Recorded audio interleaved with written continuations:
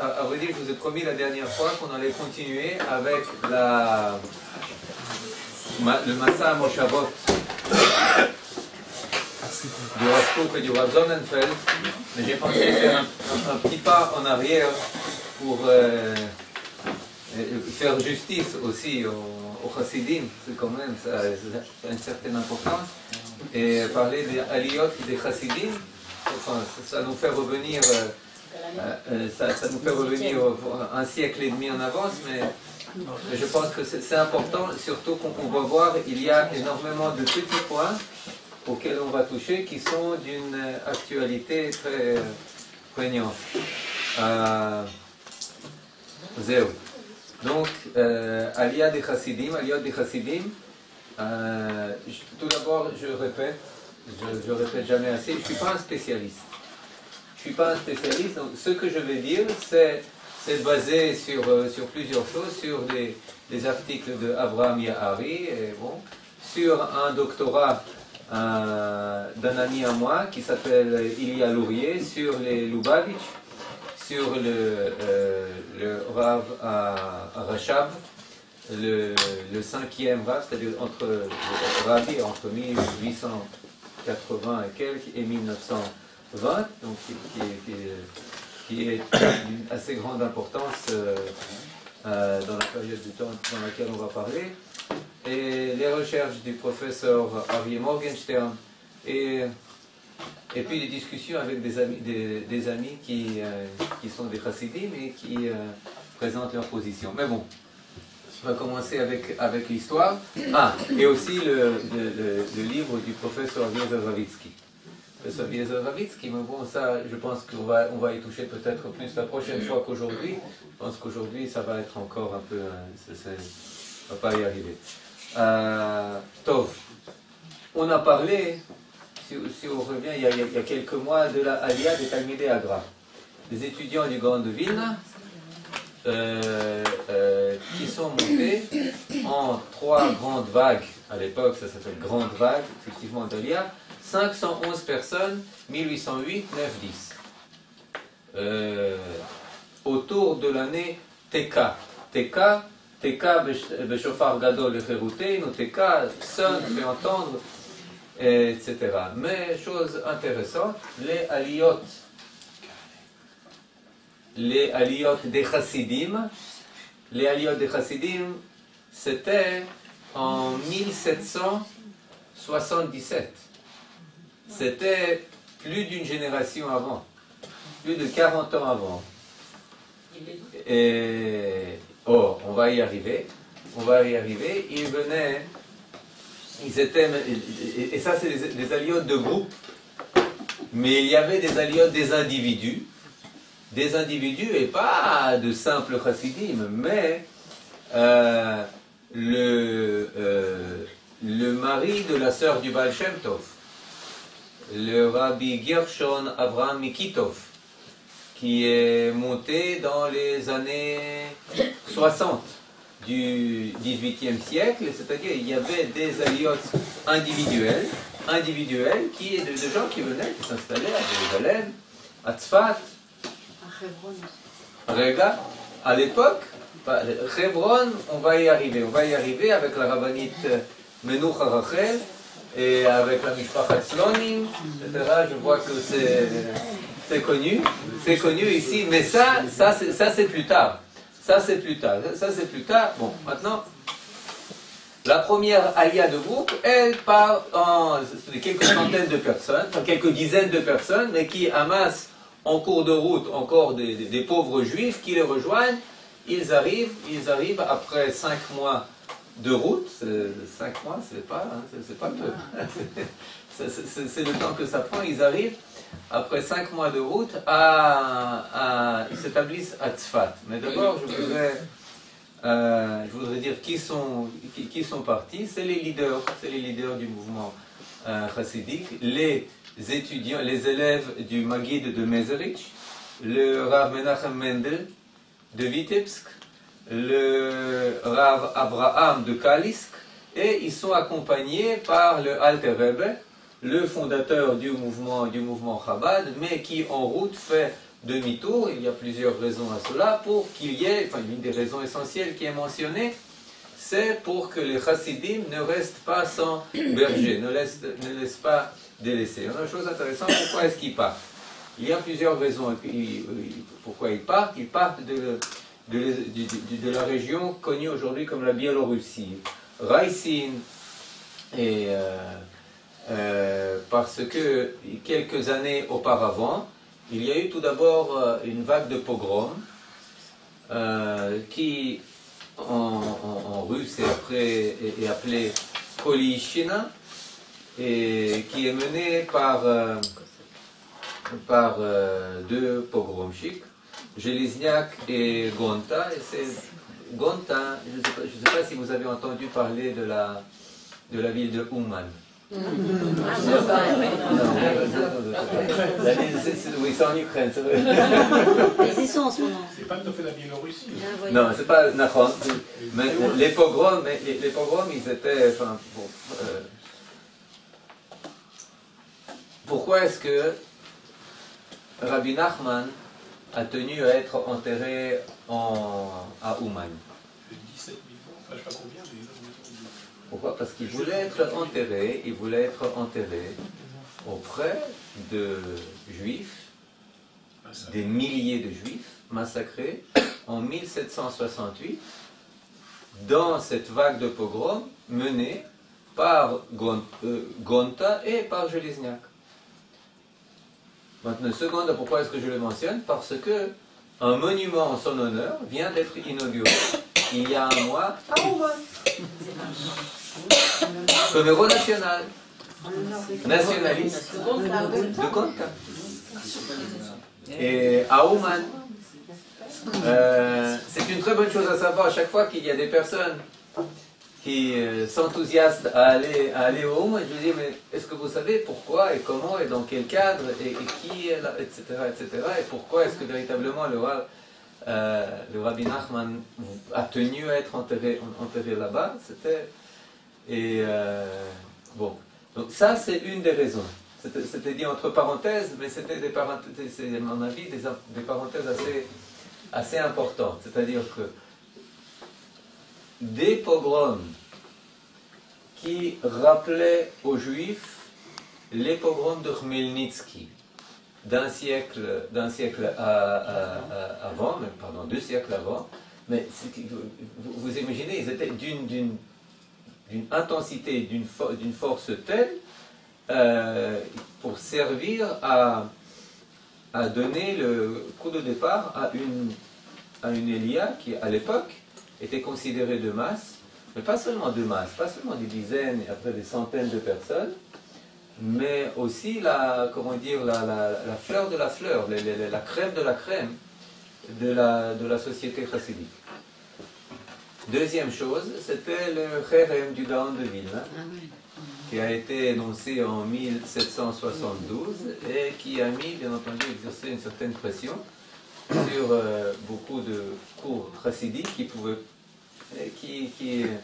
n'étaient plus tellement libres d'opérer dans des régions qui étaient sous influence du Gaon de Vilna.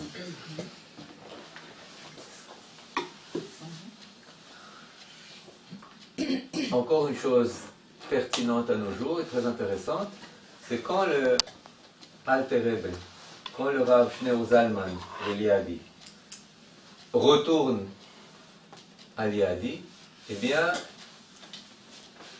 il continue à garder contact avec le Rav Menachem Mendel de Vitebsk et avec le Rav Abraham de Kalisk. Et c'est le Rav Shneur Zalman de Liadi qui est responsable de ce qu'on appelle la Kupat Eretz Israël. Kupat Eretz Israël, on va le voir pourquoi elle est mise en œuvre, mais de ramasser les fonds dans les communautés chassidiques pour les envoyer aux chassidim qui sont arrivés en Eretz Israël. Et quand il est arrêté une première fois par les autorités du Tsar, eh bien, il y a il est accusé de plusieurs choses. Une des choses dont il est accusé, le Rav Shneur Zalman, le Alter Rebbe, de quoi il est accusé? Il est accusé d'amasser des fonds De sortir les fonds. et de sortir des fonds, de sortir des roubles pour soutenir une puissance étrangère. On sait qu'à l'époque il y a les guerres napoléoniennes, alors il est accusé de soutenir par des moyens financiers et autres Fuite de capitaux. Napoléon. Quand est-ce qu'il est libéré? Quand est-ce qu'il sort Yutet qui se lève. pardon? Yutet qui se lève. Yutet qui se lève. On va y venir après, mais quand est-ce que naît celle qui va devenir la rabbinite Menoucha Rachel? Quand est-ce qu'elle naît? Elle naît le jour, la rabbinite Menoucha Rachel, qui est une des fondatrices de la communauté juive de Hebron, la communauté Ashkenaz, Chabad de Hebron, on va y revenir, elle naît le 19 Kislev. C'est-à-dire, dans Chabad, on y attache énormément d'importance, etc., mais je jette ces détails parce qu'après on va y revenir et pour essayer de constituer une image liée et cohérente. Mais ça aussi, c'est une chose très, très importante à savoir, c'est-à-dire que l'un des principaux chefs d'accusation contre le fondateur de la dynastie Chabad, c'était le soutien à Eretz Israël. C'était le soutien à la communauté chassidique de Eretz Israël. Et je sais pas, je crois qu'on l'a vu une fois, mais quand il sort de prison, et il écrit à son ami, le Gdushat Levi, le Rav Levi Yitzhak de Berditcher, eh bien, il y avait ce livre ici, Elobanim Smecha. Le Rav Sachar Shlomo Naïchal, un livre fantastique en soi, mais il commence par une introduction. Même avant l'introduction, il amène la lettre, envoyée par le fondateur de l'Institut Chabad au Rav Levi Yitzhak Berditcher, et où il explique comment il a été libéré. Il dit qu'en fait, pourquoi est-ce que j'ai été libéré? J'ai été libéré par les mérites de Eretz Israël. Par les mérites de Eretz Israël, j'ai été libéré de la prison avec laquelle moi, avec mon père, Zichrono Livracha, on se promenait quand j'étais petit. Petropavlovsk, la forteresse de Petropavlovsk, Pierre et Paul, enfin bon, en français, en russe ça sonne mieux. C'est là qu'il a été interné, mais il dit oui, j'ai été interné à cause de mes liens pour Eretz Israël, et j'ai été libéré par le mérite de Eretz Israël. Ça, c'est une chose très importante à comprendre, surtout quand on est là à se disputer au sujet du sionisme, etc., avec des représentants de différentes tendances au sein du juif. C'est des choses mais Là, ce que ça comprend pas. Hein? Donc, quand ils font le deuil, ils racontent que simplement, ils ne le disent pas, ça. Jamais je l'ai entendu.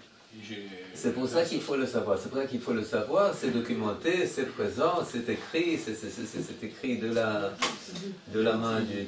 Mais qu'est-ce que ça voulait dire quand il disait ça? Il y avait quelque chose de précis ou c'était une idée Le générale? mérite, non, c'était pas une idée générale.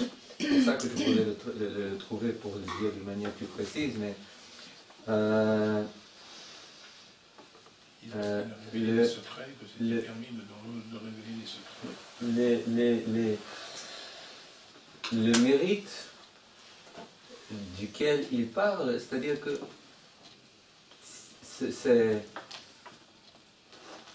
cette terre doit voir ses promesses, les promesses faites à elle accomplies.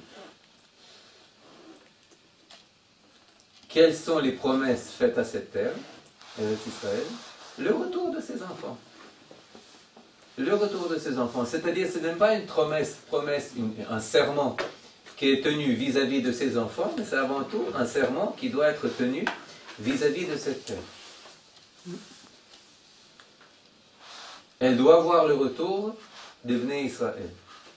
Et si je me rappelle bien, c'est ainsi que le Rav Teichtal commente cette lettre et qu'il la ramène de cette manière. Mais ça, entre nous, on comprend quelle est la signification et quel est l'arrière-fond de ce qui se passe avec les peuples juifs et surtout avec ses leaders.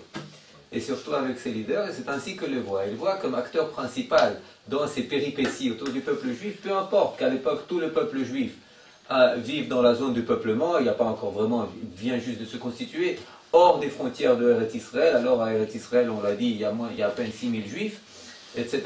Peu importe, on voit Eretz Israël comme acteur principal de toutes nos péripéties, de tout ce qui nous touche. Et c'est ainsi que nos sages, ils le voient. D'ailleurs, il faut aussi mentionner, c'est pas pour rien que le Baal Shem Tov donne rendez-vous à Or HaChaim, à Kadosh, l'un au Maroc, l'autre à Medjugorje, etc. Bon, il y a à peine quelques heures de vol avant l'invention des avions. Peu importe, ils se donnent rendez-vous à Jérusalem. Alors, le Or HaChaim, Rav Chaim Ben Attar arrive, le Baal Shem Tov n'y parvient pas, mais en époque, tous les grands essayent de parvenir. Tous les grands essayent de dire.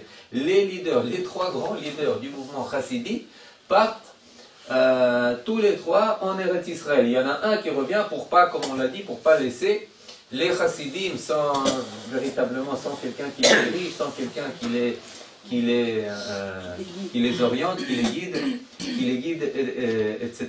On peut parler des prémices de la centralité d'Eretz Israël? Il y a fait qu'est-ce qui... Je peux partir maintenant. Il dit, c'est pas pour rien que le poste... Laissez-moi encore une minute, j'explique, et puis je vais revenir à votre question. Les Olim arrivent à Tzfat. Ils étaient partis avec une certaine somme d'argent. Il y a plein de juifs pauvres qui se sont attachés à eux. Ils devaient leur payer les frais du bord, les aliments, les nourritures, etc. Ils arrivent à Tzfat, ils doivent payer les impôts, etc. Ils sont à zéro. Ils n'ont plus rien. Donc la première chose qu'ils font, c'est d'envoyer des shadarim. Mazé shadarim, shliach de Rabbanan. Shlichim de Rabbanan, les émissaires de la communauté, pour qu'ils collectent des fonds. Les premiers fonds qui sont collectés, c'est immédiat, c'est à Constantinople, 3000, je ne sais pas de quelle devise, etc. On envoie les 90% à Tzfat et on prend 300, je ne sais pas trop quoi, le Shadar pour continuer la route. Et ainsi de suite, chaque communauté où il s'arrête, etc., il va voir les navires, les riches, etc., et récolter l'argent. Maintenant, qui est-ce que devient, on en a parlé, la tête de cette Koupat Eretz Israël, ça s'appelle Koupat Eretz Israël? Le Rav Shneur Zalman Milia dit, ça lui donne un statut tout à fait particulier au lieu de tous les chassidim. C'est le responsable des chassidim de Eretz Israël.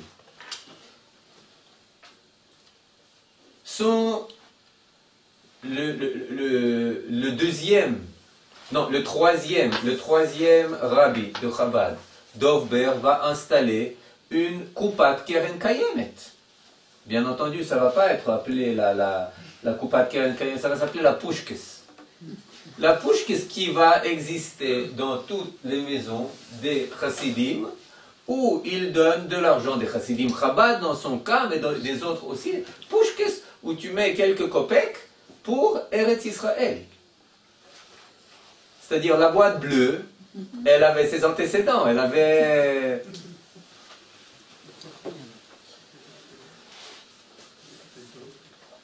Mais effectivement, il y avait une concurrence très très forte. Qui va être responsable du contact de la récolte, de la collecte, et du contact qui va être à ce carrefour, ce cordon ombilical entre Eretz Israël, Tzfat ensuite ça va être Tibériade, ensuite ça va être Hebron, ensuite ça va être Jérusalem, et Chutz La'aretz, et la Gola. Vous comprenez? Ça, effectivement, c'est une chose très très importante.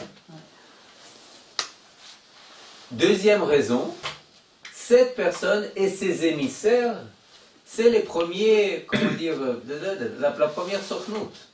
Si on peut dire, parce qu'ils amènent aux communautés de la Gola une Eretz Israël qui n'est pas céleste, légendaire, qui est absolument réelle. Ils en parlent. S'il y a des gens qui veulent faire leur aliyah, ils les orientent. Ils leur disent comment on fait, qu'est-ce qu'il faut prendre, qu'est-ce qu'il ne faut pas prendre, etc. Par où passer, etc. Parce que c'est très dangereux. Dans l'aliyah, dans cette aliyah des Chassidim, il y en a qui sont allés par la Crimée, ils ont pris le bateau, ils sont tous noyés. Des dizaines de personnes qui se sont noyées. D'autres qui sont allés par Galatz, en Roumanie. Vous comprenez? C'est-à-dire qu'il faut savoir tous les jeux, quand aller, comment aller. C'était une aventure, un périple très très dangereux à l'époque. Très très dangereux. C'est-à-dire la majorité, une très grande partie des gens n'arrivaient pas jusqu'au bout. Soit ils repartaient, soit ils périssaient en route. C'était des petits groupes. Oui, c'est ça, c'est-à-dire c'était des petits groupes, mais qui enflaient en cours de route, parce que des juifs qui venaient de souffrir de pogrom, on n'a plus rien, qu'est-ce qu'on a resté ici? Bien là, on va avec ces groupes, surtout, vous voyez là-bas, des sages, des rabbanim, des Rav Menachem Mendel Mevitebsk. Bien sûr qu'on va, comment dire, venir avec cette caravane. C'est-à-dire que c'était des groupes, parfois c'était un tout petit groupe qui partait, un très grand groupe qui arrivait, parfois comme en l'an 1700 avec le rabbi Yehuda Achassid, il y a quelques centaines qui partent, il y a quelques centaines qui arrivent, mais il n'y a aucun rapport entre les premières centaines, les centaines qui partent et les centaines qui arrivent. Vous comprenez, parce que quand vous montez à l'avion, généralement, enfin, c'est très désirable que ceux qui sont montés sont ceux qui débarquent. Quand ce n'est pas le cas, c'est bon, je ne sais pas. Mais quand c'est un périple qui dure une demi-année ou même plus, avec plein d'arrêts, avec etc., bien entendu qu'il y a beaucoup de changements en cours de route. Et zéro. Maintenant,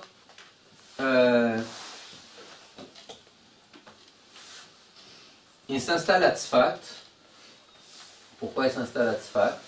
Ça aussi, ça va être assez pertinent. Vous allez parler de Napoléon, parce que Tzfat vient de souffrir d'un tremblement de terre en 1760, complètement dévasté. Bon, personne ne veut, enfin, peu de gens y sont restés. Bien entendu, les autorités locales, Djezar Pacha qui habite et qui dirige cette région de Akko, eh bien, il est intéressé à inciter, à motiver, à soutenir des juifs à s'installer à Tzfat. C'est d'ailleurs lui qui va arrêter, quelques décennies plus tard, Napoléon Bonaparte à Akko. C'est Djezar Pacha. Djezar Pacha, je ne sais pas, enfin bon. Mais c'est lui qui incite, bien entendu, pas par philosémitisme, par amour des juifs, par amour des juifs. Pardon? En arabe, Djezar, ça veut dire boucher. Ouais. Boucher des... Donc Il n'était pas très tendre. Il était déjà très bien bouché.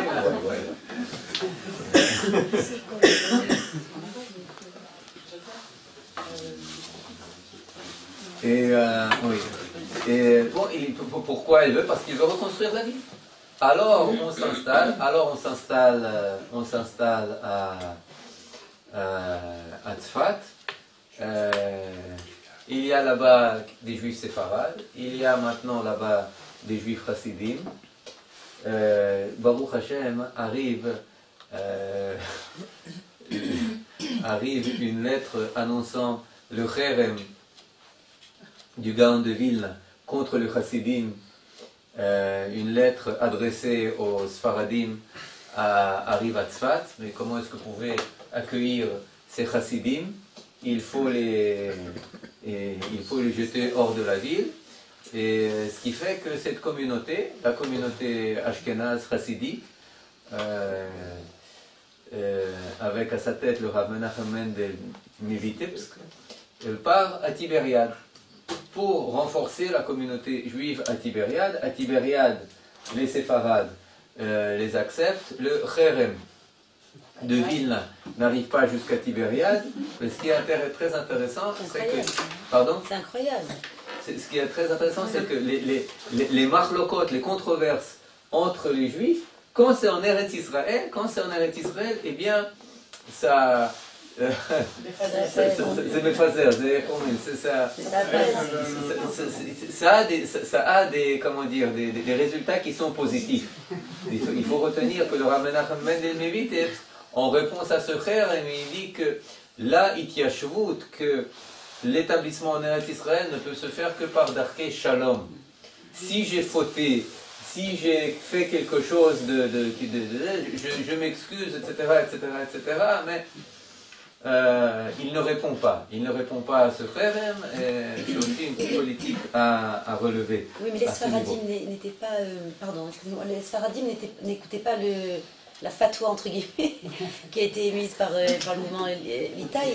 Pardon ? Par le mouvement Litaï. Non, ce qui était visé, c'était les chassidim. Voilà, mais les Sfaradim n'écoutent pas ce Cherem. Pour eux, ce Cherem, il n'a pas lieu d'être. Je veux dire, à Tzfat, ils avaient des raisons personnelles pour l'écouter. C'est pas au niveau de parce que ces Ashkénazes, ils sont à frapper des pieds, des mains quand ils prient, ils sont là à crier, et puis ils ont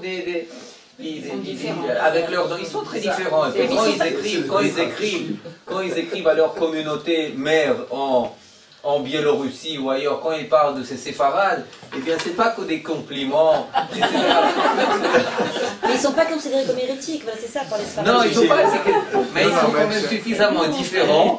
Oui, parce que c'est des hérétiques pour les Litaïs.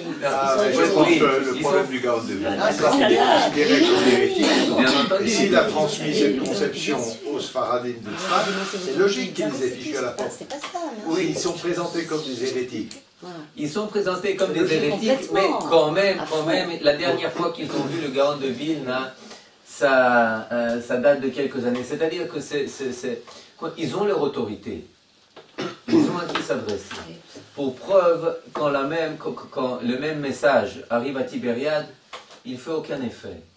Vous comprenez? Pour preuve, quelques années après, avec le Rav Chaim Ivolozhin, toute cette controverse, elle est déjà... elle n'est pas annulée, mais elle est impertinente. Quand les communautés Mitnagdim et Chassidim de Tzfat et de Jérusalem envoient leurs émissaires récolter des fonds en Allemagne, à Amsterdam et pas ailleurs, et ils envoient des émissaires qui sont représentants tant des uns que des autres. Il n'y a plus des émissaires chassidim d'un côté et mitnagdim de l'autre. C'est uniquement quand ils vont dans leur communauté, à Vilna, où les gens comprennent toute la signification de la différence. Alors là, c'est du chacun pour soi. Mais quand c'est en Occident, quand c'est en Autriche, Hongrie, quand c'est partout ailleurs, eh bien, on est tous unis. Vous comprenez, c'est aussi une chose. Et ça prend après à peine une génération pour changer. Vous comprenez, c'est des choses qui sont aussi, c'est-à-dire, c'est לא הפעם ראשונה בעם ישראל, זה לא הפעם האחרונה, כנראה, mais ça doit aussi, c'est-à-dire, on voit que visiblement, sans raison supplémentaire qui légitime un tel rapport, eh bien ça ne marche pas. Ça ne marche, il ne suffit pas de ce message de Vilna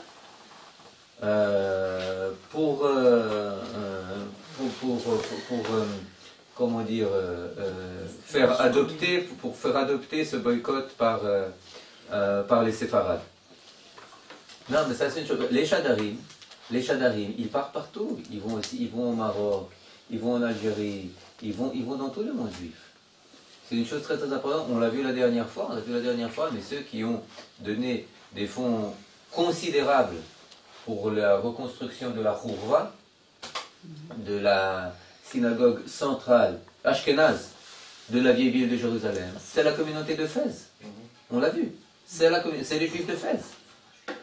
Dans la même mesure où on trouve au Maroc, à Tunis, on trouve les Chabadnikim. Les Chabadnikim qui sont venus d'Ashkenaz, je ne sais pas, le Rav Ashkenazi.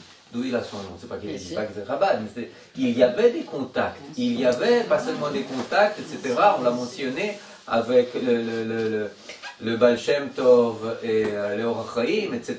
Il y avait des contacts. C'est pas pour rien qu'aujourd'hui, vous rentrez dans n'importe quel Beit Midrash chassidique en je sais pas, Uliupinsk, Shmuliupinsk, Jmerinka, bon, je il n'y a plus rien, mais vous y entriez, même, je sais pas, Crown Heights. C'est là, qu'est-ce que vous trouvez comme commentateur sur la Torah? Le Or HaChaim. Vous trouvez le Or HaChaim, vous trouvez le Or HaChaim. Ken. Finalement, l'argent a joué un très grand rôle comme lien entre Israël et la diaspora. Bien sûr. Voilà, c'est une importance. Ça devient une importance primordiale. Une importance primordiale, c'est pas pour rien. Quand le Rav Abraham de Kalisk, l'un des deux grands leaders de cette idée, quand il veut changer de responsable, eh bien, le Alter Rebbe, il lui dit: ah, tu veux changer de responsable? Je t'envoie pas d'argent. Je t'envoie pas d'argent. Pendant plusieurs mois, il lui a pas envoyé d'argent. C'est une chose très très importante. Il lui a, vous comprenez, ça se croit. Tu veux que c'est pas moi qui sois responsable du lien avec Eretz Israël? Akacha Mbaya. Vous aviez été comme ça? Vous comprenez? Donc c'était aussi une source. Bien entendu, il y avait des controverses idéologiques. Il n'était pas d'accord avec le Sefer HaTanya et certains en désaccord avec l'interprétation de la chassidoute, etc. Mais il y avait toujours des problèmes effectivement de fond. C'est pas quelque chose de négligeable.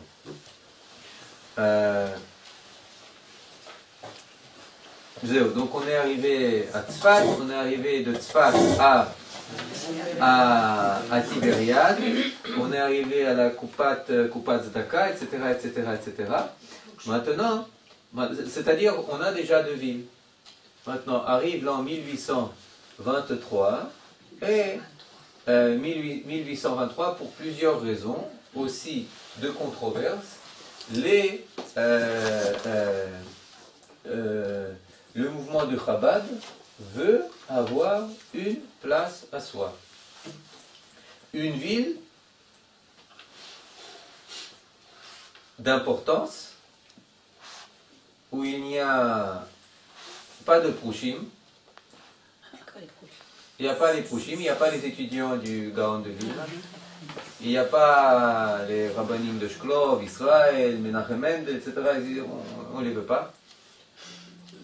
On ne veut pas envoyer nos enfants dans leur yeshivot, dans leur centre d'études.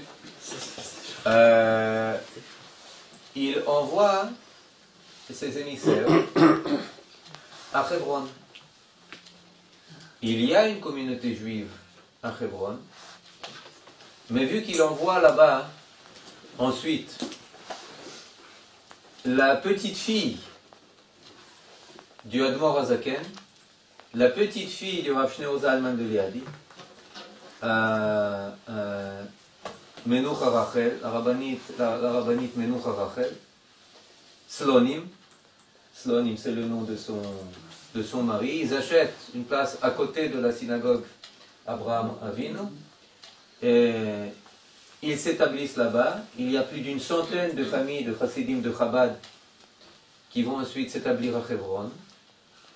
Et très vite, ils obtiennent le pouvoir au sein de la communauté juive de Hebron et ils en seront le centre jusqu'au Prahot, jusqu'au pogrom d'août 1929. Bon, je ne sais pas, je pense que là, peut-être plus habilité que moi de raconter, mais c'est une c'est une rabbinite qui a plusieurs surnoms, mais qui, comme on l'a dit, elle est née le jour de la libération, le jour de la libération du Rav Shneur Zalman, et on lui accorde des facultés miraculeuses d'arrêter les pogroms, d'arrêter les inondations, de sauver les juifs, etc. Des sages font la queue à sa porte pour avoir sa bénédiction, etc. etc. C'est-à-dire une personne assez unique, qui est, bon, chose assez anecdotique, mais avec les accords d'Oslo et compagnie. Et ensuite, il y a, quand il départageait le territoire qui devait revenir, les 3% à peine qui devaient revenir aux Juifs, eh bien, ils ont fait une erreur sur le cimetière.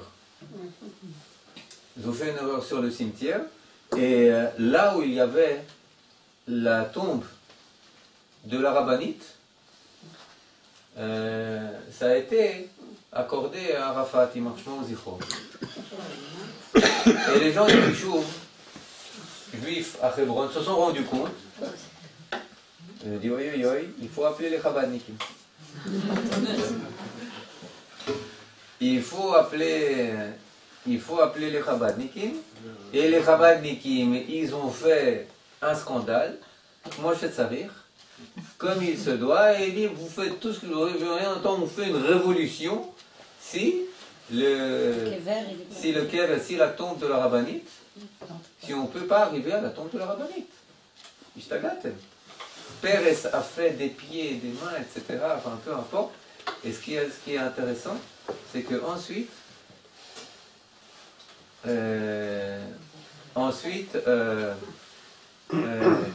quand il y a eu la guerre de Oslo, pour commencer la guerre de Oslo, Rosh Hashanah 2000, et bien quand Tzahal cherchait une place pour se positionner, une place qui domine, une place stratégique qui domine, eh bien, ils n'ont rien choisi de mieux que la tombe de la rabbinite.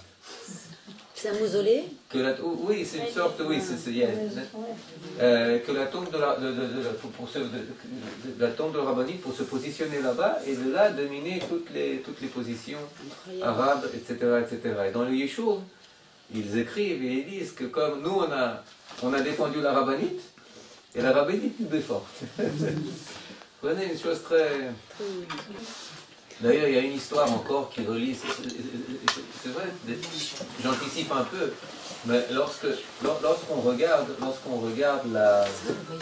la contribution des Chassidim, et entre autres là de Chabad, à la Ityashvut, eh bien, on voit que cette présence juive dans les 3 grandes villes saintes, Jérusalem pour l'instant mise à part, elle n'aurait pas tenu, ou elle n'aurait pas été telle, ni à Tzfat, ni à Tibériade, ni à Hebron. Jérusalem mise à part, Hebron, Tzfat, Tibériade. Je laisse à part pour l'instant Jérusalem, mais une présence juive d'importance n'aurait pas eu lieu sans cela. Maintenant, il y a une très très forte histoire de la famille Narshon, de Sarah Narshon. Vous la connaissez? Avec le bébé, vous ne connaissez pas l'histoire?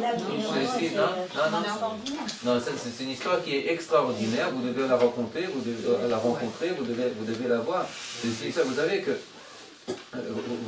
qu'ensuite, il y a une histoire après la guerre des 6 jours, il y a une histoire où on voulait se réinstaller à Hebron. Et à ce moment, qu'est-ce qu'on a fait? Eh bien, des rabbinim, des auteurs, etc., ont loué l'hôtel Parc à Hebron, et puis pour faire là-bas un Seder Pesach, le fameux Seder Pesach, c'était quoi, 68 ou 69, j'oublie toujours, je crois 68. 68, et ensuite après Seder Pesach, ils ne sont pas partis, etc., etc. Et il y avait des négociations, on a dit vous ne pouvez pas vous établir à Hebron, vous pouvez vous établir à, je vous donne Kiryat Arba, mais ensuite Kiryat Arba, il a fait mais on veut quand même s'établir, à Hebron. L'une des personnes qui s'est établie tout d'abord en tant que gardien du cimetière, c'était un professeur en physique de l'université de Novosibirsk, le professeur Ben-Zion Tavger, Oleh Hadash d'Union soviétique. On lui a proposé les meilleures choses. Le Yuval Ne'eman, ministre de la science, lui a proposé tout ce qu'il voulait. Il dit non, moi je veux un laboratoire, ou ça à Hebron.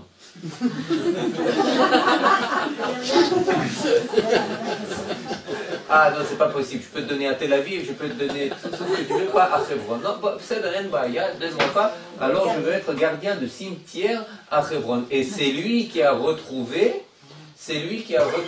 la tombe de la rabbinite, Menucha Rachel. C'est lui qui a tout nettoyé, c'est lui qui a retrouvé. Pourquoi? Parce que ça a été dévasté par les Arabes, etc. C'est lui qui l'a retrouvé, mais ensuite, il faut faire revivre cette communauté. À ce moment-là, je ne rappelle pas exactement l'année, c'était quelque part les années 70, eh bien, la famille Nachshon, qui est une famille, si je ne me trompe pas, aussi Chabadnikim. Oui. Ils sont Chabadnikim, Nachon. Ils ont Chabadnikim, etc. Ils ont un enfant, beaucoup d'enfants, il y a un enfant. Ils l'ont appelé Abraham. Ils l'ont appelé Abraham. Et tragédie, l'enfant est mort dans ce qu'on appelle Mavet. Non, quel? Oui. Parce que j'ai entendu c'était Mavet Harissa. Il s'est noyé dans le mikvé. Oui. Il y a deux. Je ne sais pas. Il est mort. Pardon. J'ai entendu que c'est Mavet Harissa. Elle le prend. C'est une histoire que je pleure chaque fois que je la raconte. Elle prend l'enfant mort. Qui prend? Sa mère. La mère, Sarah Nachshon, prend son enfant. Il dit, je veux l'enterrer au cimetière juif de Hebron. Pas voulu. Les autorités n'ont pas Mais les autorités, c'est interdit. Tous ceux qui voulaient être enterrés là-bas, c'était interdit. On n'ouvrait pas parce que on connaît. Vous allez enterrer d'abord ça va être les morts. On connaît l'histoire avec Sarah, etc. Et ensuite, ça va être les vivants qui vont arriver. Donc on ne veut pas. Mais là, elle est là à avancer avec son bébé. Et tous les blocs-postes, eh bien tous les soldats, ils ne vont pas l'arrêter, ils la laissent passer.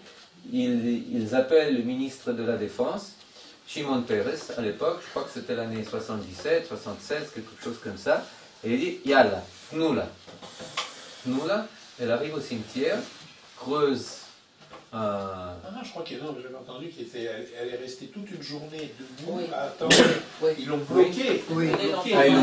Ils l'ont bloquée. Et à ce moment-là, elle a été. Et elle est restée et ils ne savaient pas quoi faire, justement, etc. Ils ont été obligés à la nuit, de débloquer. Et à ce moment-là, elle a pu passer. Mais ils l'ont bloquée. Et quand il l'a mis, quand il l'a enseveli, elle a dit une chose fantastique. Annie, non, il y a 3000 ans, Abraham a acquis cette terre en enterrant Sarah. Moi, Sarah Nachshon, de réacquérir cette terre en enterrant Abraham. Il faut l'entendre, il faut voir cette femme, il faut parce que c'est-à-dire qu'on voit qu'il y a en Eretz Israël des liens particuliers entre certaines villes, certains lieux et certaines personnes. C'est-à-dire qu'il y a un rapport personnel. Il y a un rapport personnel entre chaque juif, chaque communauté et elle a son morceau dans la terre. Elle a sa parcelle particulière dans cette terre. Qu'elle est presque, qu'elle a la vocation de rédimer, de racheter.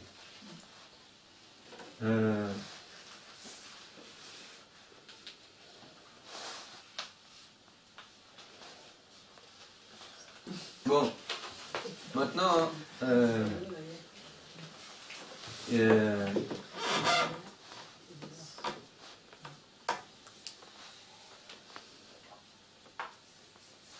quelle est la contribution de ces aliotes? Et quelle est la différence avec ce qu'on a vu des élèves du Gaon?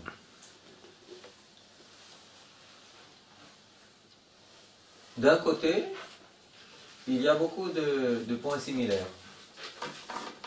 On a vu l'établissement, la vie juive, le rachat de la terre, les villes, le lien avec la galoute, la transformation de Eretz Israël en quelque chose de concret, de la Aliyah en quelque chose de réalisable, l'humanisation de cet idéal. L'Aliyah, c'est faisable, c'est pour tous. Parce que bien entendu, on sait qu'après ces vagues d'Aliyah, ça continue. Ça continue. Le Rabbi Nachman, il vient, il reste ici pendant une demi-année, il écrit tout ce qu'il écrit, etc. Il brûle tout ce qu'il brûle, toute sa Torah d'avant, il brûle. Tout ce que j'enseigne, c'est uniquement par la force d'Eretz Israël, etc. etc. C'est-à-dire que ce sont des aliotes qui continuent. Eretz Israël devient un motif très réel, très pratique chez tous les juifs. Tant dans la zone de peuplement, dans la zone de résidence, dans l'Empire russe, qu'en Pologne, ailleurs, etc. etc. Moins par là-bas, toutes les yeshivot étaient contre. Pardon? Toutes les yeshivot n'étaient pas du tout pour Israël. Les grandes yeshivot, n'étaient pas pourquoi? Pour Eretz Israël ou pour la Tzionut? Non, ça n'était pas encore la Tzionut. À cette époque? À cette époque, ce n'était pas encore le sionisme politique. C'était l'avant-première. Au contraire, il faut savoir qu'à cette époque, Eretz Israël, c'était un sujet profondément juif. Ce n'était pas quelque chose de politique, c'était pas quelque chose... Polémique. De quoi il y avait la politique. Oui, mais polémique aussi, qui ne crée pas de polémique à l'époque. Pas non plus de polémique. C'est-à-dire qu'il fallait être un véritable... Il fallait avoir beaucoup de courage pour y aller, mais ceux qui y allaient étaient tenus en grande estime. Il y avait, ce que vous dites, il y avait ceux qui disaient que... il y avait une controverse quand les élèves du Gaon attachaient une valeur messianique à la renaissance de cette terre. Alors là, beaucoup de gens disent, non, qu'est-ce que vous voulez amener la Géoula de cette manière? Ça, aux yeux de beaucoup, c'était problématique. Et c'est là véritablement la différence que je voulais mentionner. Parce que les étudiants du Gaon, ils voyaient pratiquement dans chaque chose d'une certaine signification en Eretz Israël les pas du Messie. Le soi-disant Saint-Sépulcre brûle, 1808, Mazal Tov, Atralta de Geoula. 1837, ils obtiennent le droit à Jérusalem de liquider leurs dettes. Mazal Tov, c'est la Géoula. Dans chaque chose, le passage, le transfert, l'Aliyah à Yerushalayim, la reconstruction de la Chourva, dans toute chose, la fondation de Ema Moshavot à Petah Tikva, tout ce qu'on a vu, dans chaque jalon significatif de leur développement, Yofi, Atralta de Géoula, Atralta de Géoula. Et c'est là, c'est un motif. Pardon, excusez-moi, c'est les étudiants du Gaon de Vilna qui pensent comme ça, c'est même pas les chassidim. C'est un motif qu'on n'entend pas du tout chez les chassidim. Ceux qui sont taxés de messianisme et de mysticisme, comme ça en général, c'est les chassidim. Oui, mais à cette époque-là, non. C'est-à-dire au contraire, le 5e rabbi de Chabad, qui est peut-être le plus acharné dans sa lutte contre le sionisme, qui est à la tête de ce qu'on appelle la Lishka Ashchora, de la chancellerie noire, qui amasse les fonds pour lutter contre le mouvement sioniste, qui écrit des choses très acerbes, très fortes contre le sionisme, qu'il accuse d'assimilation, d'alternative au judaïsme, comment dire, d'hérésie, Todarabah, etc. Eh bien, lui, dans Eretz Israël, quand il renforce la communauté de Hebron, entre autres, et où il fonde les Tomchet Mimim, la Yeshiva, il y voit une société modèle, une société dans laquelle ni les Lumières, ni le nationalisme, ni la modernité ne va pas pénétrer.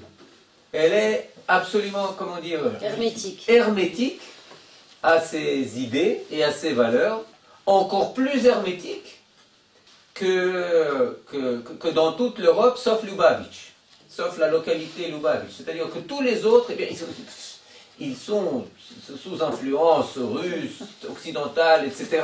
Ils sont chez eux. Mais quand on est chez nous, on peut, quand on est chez nous sur notre terre, eh bien, on peut être sûr que là-bas, on va garantir l'existence d'une enclave absolument hermétique à tous ces vents hérétiques et malsains. Et c'est pour ça que le mouvement, au moment de la Deuxième Guerre mondiale, ils ne sont pas montés quand c'était encore ouvert. Ils n'ont pas essayé de monter en Israël. On va y arriver. On va y arriver. C'est-à-dire qu'il faut savoir qu'il y a eu beaucoup de changements entre le Rachab, le Rabbi Rachab, le Rayatz et le 7e Rabbi. Oui, Menachem Mendel, Schneerson. Il y avait beaucoup de différences, je ne vais pas en parler maintenant. Non, mais qu'ils étaient opposés à la Scala. Quand ils sont opposés à la Scala, à la modernité, etc., au mouvement un peu ouvert comme ça sur l'Occident, on peut comprendre. Mais pourquoi ils n'ont pas encouragé les Chabad à venir, puisqu'ils voulaient rester dans leur communauté comme ça extrêmement préservée de toute influence extérieure et tout. Pourquoi ils n'ont pas influencé le mouvement des Chabad ou des Chassidim, en gros, même c'est pas que les Chabad. Là, si je comprends bien, et je dis encore une fois que je ne suis pas un spécialiste, la communauté Chabad d'Eretz Israël devait servir de modèle, ne devait pas servir d'alternative. La population mère, la base de l'activité de Chabad, elle est là où se trouvent les Juifs. Donc c'est effectivement, c'est-à-dire, elle est là où se trouvent les Juifs. C'est-à-dire que les Tomchet Mimim, les Yeshivot, seront fondés là où seront les Juifs. Jusqu'en 1920, jusqu'à ce qu'il meure, même avec la révolution d'octobre, révolution bolchevique, etc., il reste là-bas. Il reste en Russie. Il reste en Russie seulement après que l'Amérique va servir d'alternative. C'est-à-dire qu'il n'y a pas de... Peut-être un peu anticipé, mais qu'est-ce qu'a dit le 7e Rabbi? On lui disait Eretz Israël. Lui, de répondre en yiddish. Mardo Eretz Israël. Ça veut dire Eretz Israël. Fais-la ici, là où tu es. Là où tu es. Là où tu penses à Eretz Israël, là où tu étudies la Torah, c'est Eretz Israël. C'était pour des raisons économiques, pas idéologiques. C'était pour des raisons économiques. Non, C'était pas pour des raisons idéologiques.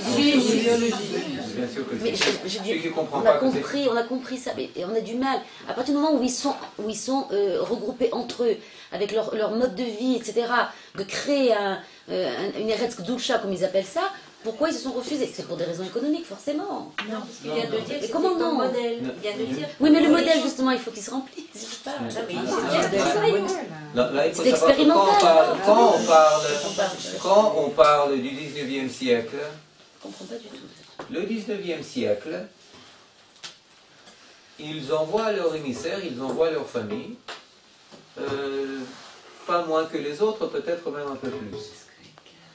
Mais fin 19e, tout à fin 19e, après le mouvement sioniste, après que le Rachab dit le mouvement sioniste, il ne restera pas neutre de manière culturelle, comme ils le prétendent au début, les premières années. Herzl faisait tout son possible pour neutraliser l'aspect, le travail culturel de l'organisation sioniste, pour qu'il ne soit pas accusé de créer une alternative, une identité juive alternative. Mais au bout du compte, par Buber, par Weizmann, par Sirkin, par toute une compagnie d'autres sionistes, il a été forcé de le faire. Il a été forcé de le faire, mais déjà au début du mouvement sioniste, le Rav Arashab, il a dit non, les sionistes, pour finir, ils vont devenir culturalistes, je ne sais pas, ils vont s'occuper de culture. Ils vont être forcés de le faire pour se soutenir, pour se maintenir, etc. C'est pour ça qu'on doit nous y opposer avec toute la force qu'on a. Et c'est pour ça qu'après, venir en Eretz Israël, c'était plus une chose aussi simple au niveau idéologique que faire son aliyah au début ou dans le courant du 19e siècle, vous comprenez? C'était déjà être... prendre position vis-à-vis du sionisme, vous comprenez? C'est une chose beaucoup plus difficile. Beaucoup plus difficile, d'autant plus qu'au niveau idéologique, la Géoula et la délivrance, vue par la majorité des mouvements chassidiques et le Chabad aussi, c'était une affaire à être laissée à Dieu. C'est pas à nous à réaliser ces choses-là. Vous comprenez? Ensuite, bon, le 7e rabbi, il a dit, c'est Eretz Israël, c'est très bien, mais c'est la galoute en Eretz Israël, c'est une galoute très confortable, etc. Mais bon, vous voyez parler, je pense, Pamacher était déjà avec le Ra'ayatz, le 6e, le rapport il va changer. Le rapport il va changer, il a contact avec le président Chazar, parce qu'il est aussi un Chabadnik, etc. Pardon? Il est venu le 6e, en Eretz Israël. Il est venu justement vers 1929-28 par là. Oui, peut-être, oui, il était en visite, Et ils disent effectivement, il faut avoir influence, il faut exercer une influence sur le peuple juif. Là où il est, ils vont servir dans l'armée. D'ailleurs, j'avais une Moura qui était rabbinite de Chabad, et elle venait du Brésil. Je lui ai dit, mais pourquoi tu viens en Israël? Parce que on m'a envoyé comme Shlicha en Eretz Israël, comme on aurait pu m'envoyer ailleurs. On m'a dit, tu vas là-bas, je suis venue ici. C'est pas si passionné, c'est venu parce que le mouvement lui a dit, tu dois venir à Tel Aviv. Il y a du travail. Il y a du travail à faire, il y a des juifs. Il y a, non, c'est-à-dire, quelqu'un ici a été à 770? Oui. Oui? Quand ça? Il y a... Et jusqu'où vous êtes allé? Jusqu'au OL. Moi, j'ai jamais été, c'est pour ça que je pose la question. Je suis allée à la Donf, je suis allée à l'intérieur de la synagogue, là où il y avait les femmes, on a mangé chez les Chabad. Comment on vous a demandé de vous conduire? Normal, hein. Parce que là, j'ai des amis qui viennent de revenir, il y a une semaine, en entrant dans, pas dans la tombe, mais dans la... Il y a le OL, on leur demandait d'enlever les chaussures. Non, c'est OL ça. C'est OL. Ah, OL. C'est OL qu'on enlève les chaussures. C'est très... Moi, je ne les ai pas enlevées. Hein. Je n'ai pas supporté le... Mais c'est OL, pourquoi? Ouais. Où est le seul endroit encore où Il y a 3 endroits. Quand tu montes, quand les personnes qui montent sur le mont du temple, ils doivent faire la tvila, et ils ne peuvent pas monter avec des chaussures, ils doivent mettre d'autres chaussures. Vous comprenez? Donc ce qu'il dit, c'est que la Gdusha, elle est là où il y a le rabbi. La Gdusha, elle est là-bas. Vous comprenez? Il faut comprendre, c'est une idéologie qui est très difficile à comprendre si tu n'es pas, si tu es pas de l'intérieur. Hein? L'année dernière, elle n'a pas enlevé ses chaussures. Mais je ne dis pas, on ne veut pas enlever, on vous demande de le faire. Je veux dire deux choses. D'abord, j'ai entendu que Rav Schneerson n'était jamais venu en Israël parce qu'il disait qu'une fois qu'on était là, on ne pouvait pas partir. Donc, il n'y a pas de rejet de Eretz Israël, ça c'est une chose. Et la deuxième chose, ce que ses élèves ont fait comme culte de Rav Schneerson, je ne suis pas sûr que lui aurait accepté. Il y a énormément de polémiques à ce sujet, énormément de polémiques à ce sujet. Il n'a jamais été pour, il n'a jamais été contre, etc. Il n'a jamais démenti. Mais bon, mais ça c'est une autre chose. Je veux pas. Ce que je voulais dire, c'est qu'au-delà de la polémique, sacraliser l'endroit, bien sûr. Au-delà de la polémique, qu'on peut accentuer, bien entendu, il y a quand même une contribution invraisemblable. Sans Rishit Smicha Geulateinu, sans l'appeler délivrance, sans l'appeler nationalisme juif, sans essayer de faire advenir la Géoula par l'effort humain, l'effort humain a eu ses effets, son utilité, sa signification, indéniable.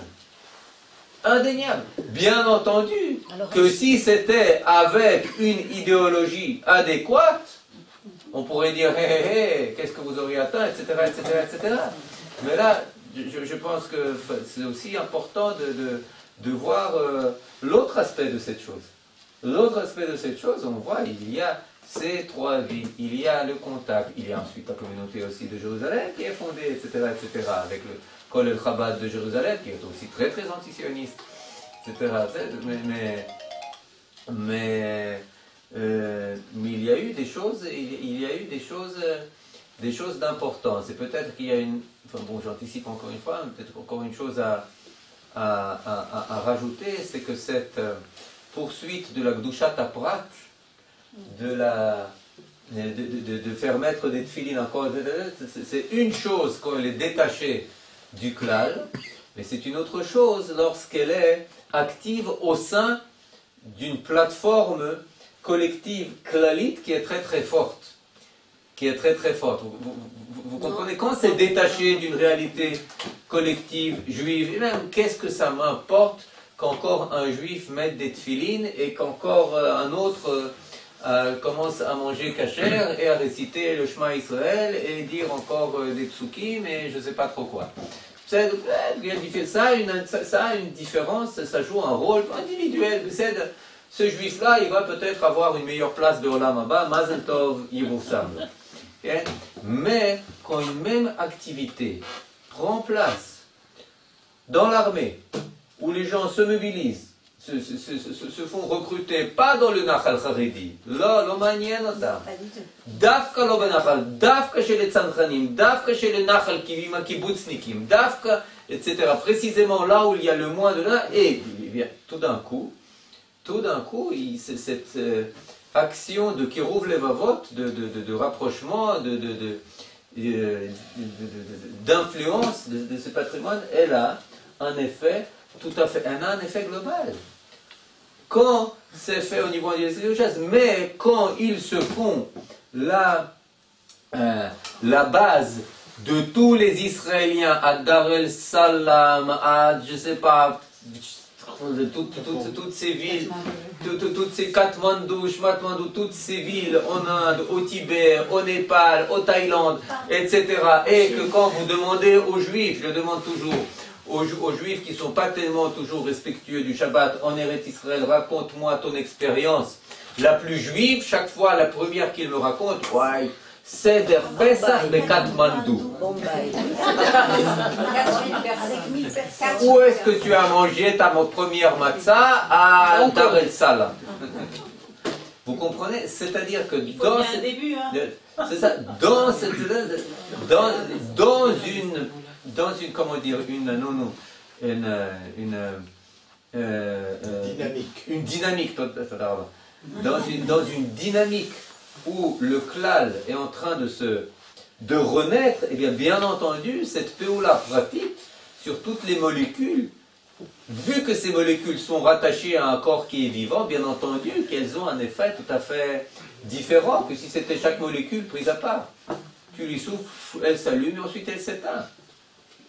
Mais quand c'est là, elle s'allume et ensuite elle a à quoi se raccrocher et elle continue à brûler. Vous comprenez? C'est-à-dire ça a aussi une différence. Mais bon, là, il y a beaucoup d'autres choses qu'on peut dire, mais je ne pense pas que ce serait juste de les dire sur un pied, etc. Enfin bon, hein?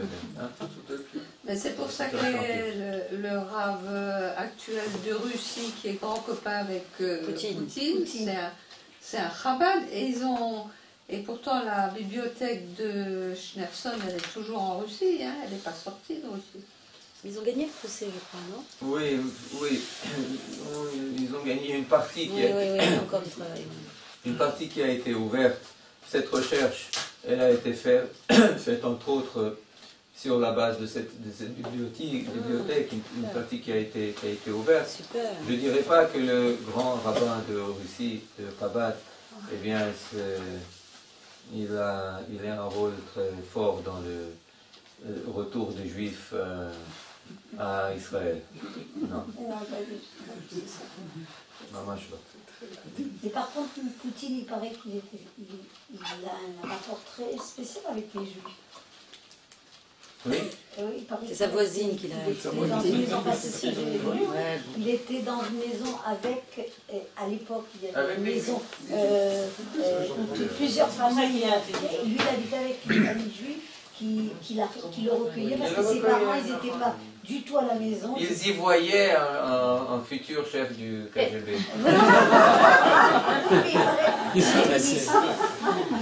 Quand il est ici, il est venu au hôtel, il y a un Russe qui a dit, je sais pas quoi, il a parlé pendant 10 minutes avec lui.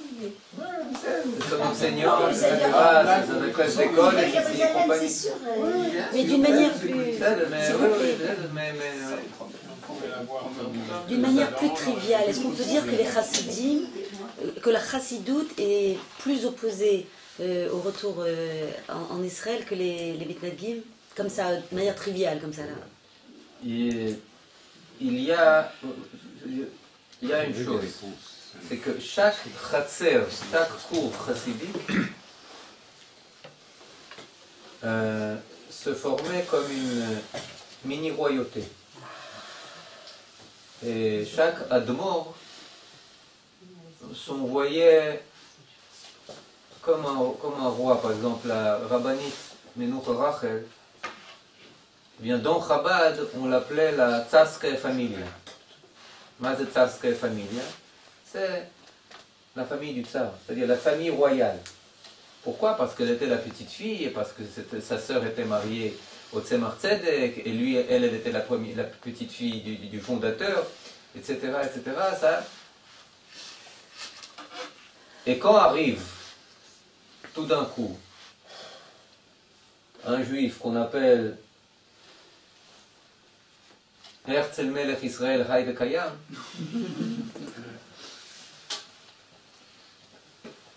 il propose pas seulement une alternative au judaïsme traditionnel, il propose une alternative à ma cour chassidique. Vous comprenez? C'est quoi ma cour? Ma cour chassidique, c'est-à-dire que maintenant, moi je pensais que le roi c'était mon Rebbe, mon Admor, Adonenu Moreinu Verabeinu, et tout d'un coup il y en a un qui se prend pour un roi. Et un roi, vous comprenez? C'est-à-dire ça c'était aussi une raison qui est mentionnée, mais là il y a beaucoup d'autres, il y a aussi beaucoup d'autres raisons. C'est que le sionisme, qui d'ailleurs, il faut le dire, je le répète, jamais suffisamment, ça a été écrit dans le livre du Rav Yitzhak Dadon, etc. Beaucoup de leaders, de grands, très très grands rabbins, soutenez le mouvement sioniste. Politique, pratique. Surtout les Sfaradim. Et les Sfaradim, Bishita. Les Sfaradim, c'est pas chaud. C'est pas chaud. C'est pas chaud. Mais aussi les Ashkénazes, il faut le savoir aussi, c'est pas une exception. C'est pas une exception, c'est-à-dire que le fait de présenter une image où soi-disant tous les grands rabbins étaient contre le sionisme, c'est une position qui fait partie de la polémique qui oppose les sionistes aux antisionistes, il faut le savoir. Cette position, c'est une position qui est polémique. Elle n'est pas juste.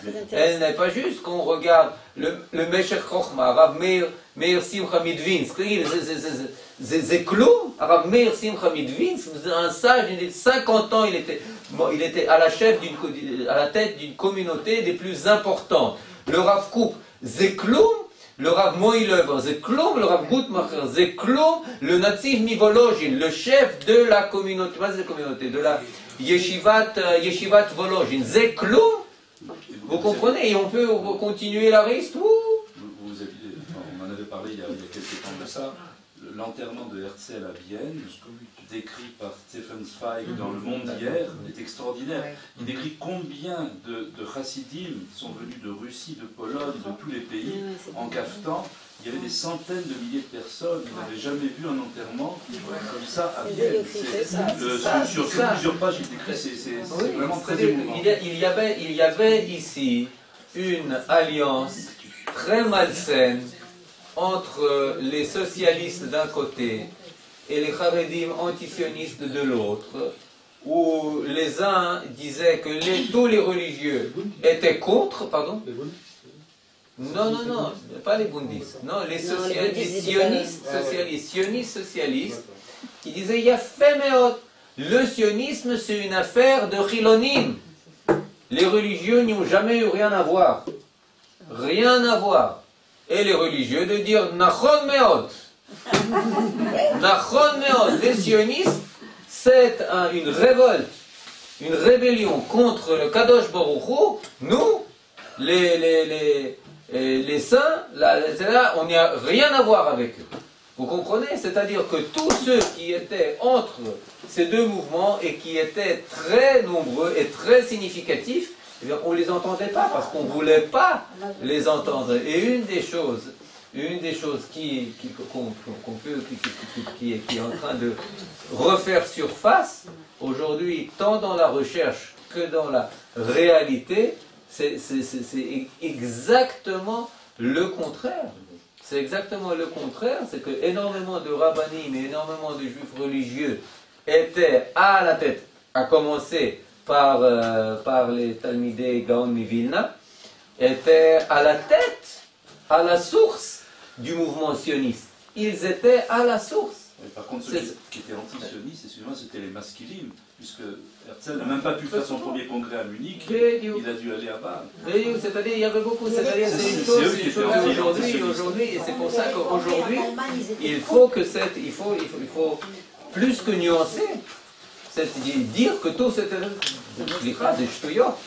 C'est pas chou, ch'touyot. Pas seulement les masculins, il y avait aussi le Rav Shimshon Raphaël Hirsch qui était contre le sionisme. Rav Shimshon Raphaël Hirsch, il menait notre combat.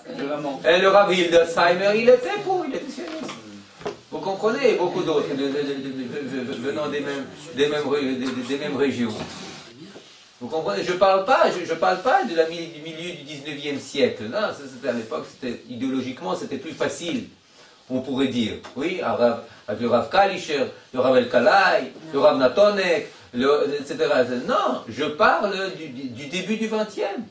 Je parle du début du 20e siècle. Énormément de rabbins, Rav Israël, on va en parler, le Admor HaChalutz.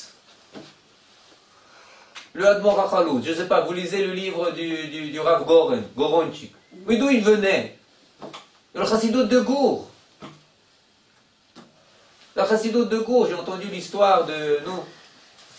c'est drôle. L'histoire de...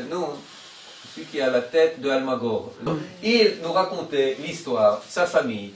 Ils sont montés, ils se sont installés dans les Krayot.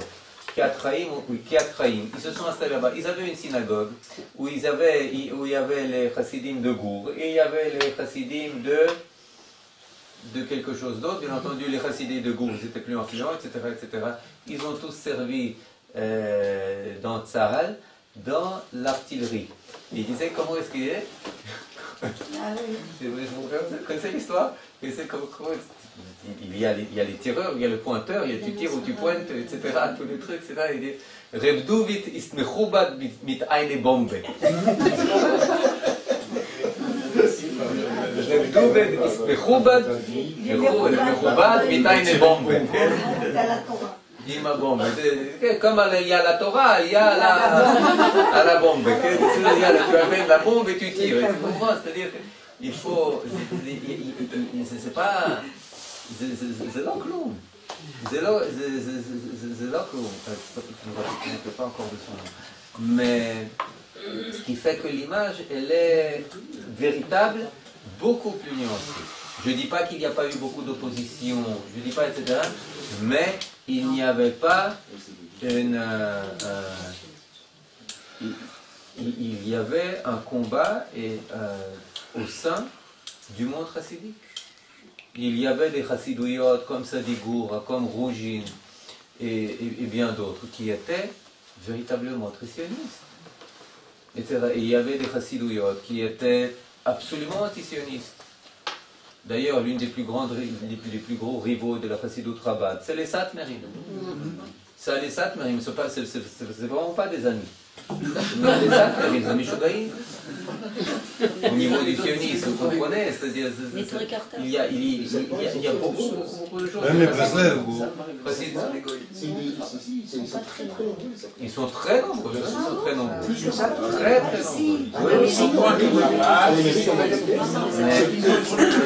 Vous comprenez? C'est-à-dire l'image est complexe. Elle est très complexe. Vous comprenez? La yeshiva de Slobodka, qui devient ensuite la yeshiva de Hebron. Vous comprenez? Où est-ce qu'ils ont fait leur allié? Quelle était la plus grande yeshiva de Eretz Israël dans les années 20? Elle était à Hebron. Elle était à Hebron avec plusieurs centaines d'étudiants. Zelo Kloum. Imaginez la plus grande yeshiva de Eretz Israël dans les années, pas dans les 19e, dans les années 20, c'est Hebron. C'est Hebron. D'accord? Vous comprenez? C'est-à-dire, c'est pourquoi ils sont venus ici. Yeshiva Mir et compagnie, beaucoup de choses. C'est c'est vraiment pas ça. Si vous faites le compte de toutes ces personnes, la yeshiva de Ponyvich avec le fameux drapeau d'Israël, avec le Hallel, Beyom Ha'atzmaut et compagnie, vous comprenez? C'est pas. Ponyvich, c'est là yeshiva de Merkaz Harav, c'est là Ramo. Comprenez le Rav Kahaneman? C'est-à-dire, c'est pas si univoque. C'est pas si univoque. On est très à l'aise à dire, ils sont tous comme ci, ils sont tous comme ça. Je ne dis pas qu'on peut tout balayer sous le tapis, mais il faut savoir faire la part des choses. Il ne faut rien balayer d'ailleurs. Mais alors notre président là aujourd'hui, c'est facile. Non, c'est un Rivlin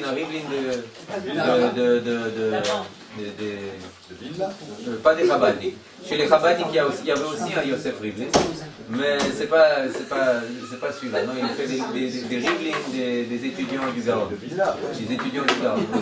Club, etc. Pourquoi tu te manques? Oui. Soyez gentils parce qu'il y a pas beaucoup. Non.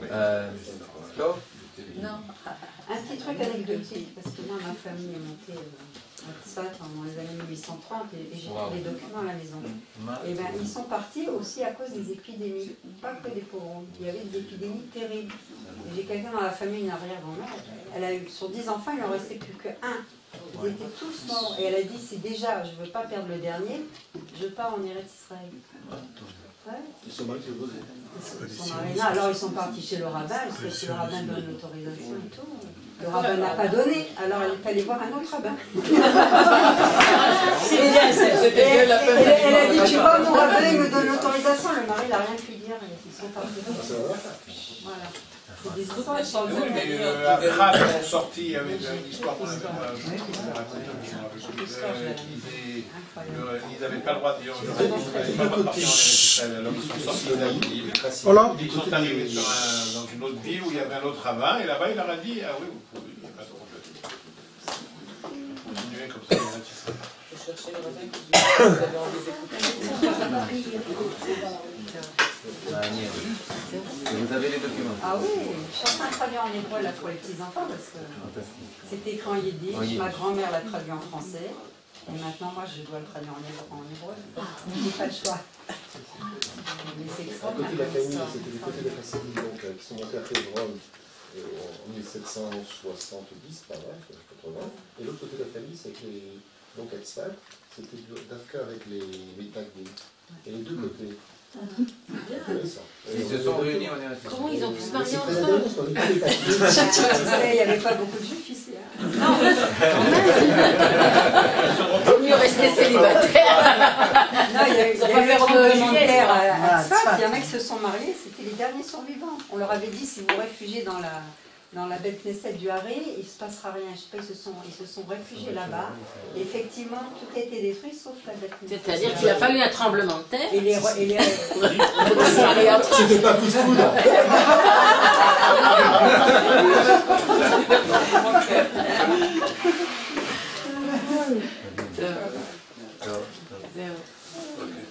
תודה רבה.